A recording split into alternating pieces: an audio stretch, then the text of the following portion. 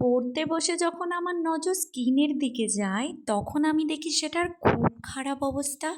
এবার তো আমি ভাবতে থাকি যে কি করা যায়। তোমরা কি ভাবছো, স্কিন কেয়ার করব? না না, একদম না। আমি তো খাতা পেন্সিল হাতে বসে গেছি কিছু একটা আঁকার জন্য। তারপর ভাবছিলাম যে কি আঁকা যায়।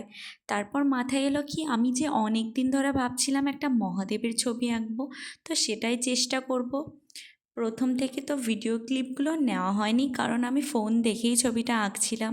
তো ছবিটা অনেকটা আঁকার পর থেকে আমি ভিডিও করতে শুরু করি। অনেকক্ষণ পরে মনে হচ্ছে যে মহাদেবের মাথায় একটা বেলপাতা আঁকলে কেমন হয়, তাই যেটা করেছিলাম সেটা মুছে একটা বেলপাতা আঁকছিলাম। তবে একটা কথা আমি প্রথমেই বলে রাখি, আমি কিন্তু আঁকা কোনো দিন শিখিনি কারোর থেকেই না।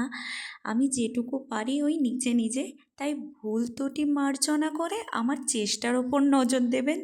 কারণ হচ্ছে আঁকা যেহেতু শিখিনি, তাই আশা করি অনেক ভুল ত্রুটি থাকবে, সেটাই স্বাভাবিক, তাই আগেই বলে দিচ্ছি।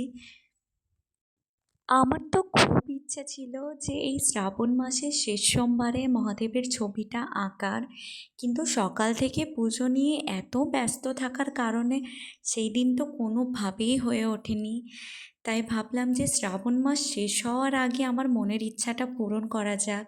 যদিও আমি খুব চঞ্চল স্বভাবের, একটানা কোনো কাজ করতে পারি না, তাই আমাকে এদিক ওইদিক যেতেই হয়।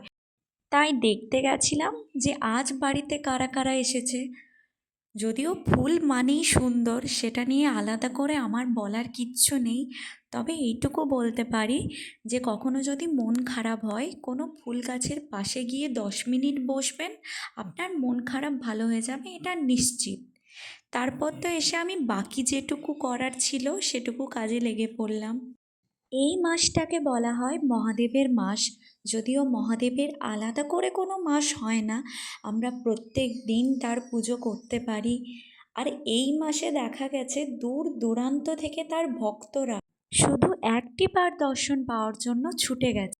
মহাদেব আপনাদের সকল মনের ইচ্ছা পূরণ করুন। হর হর মহাদেব। ভালো থাকবেন, সুস্থ থাকবেন।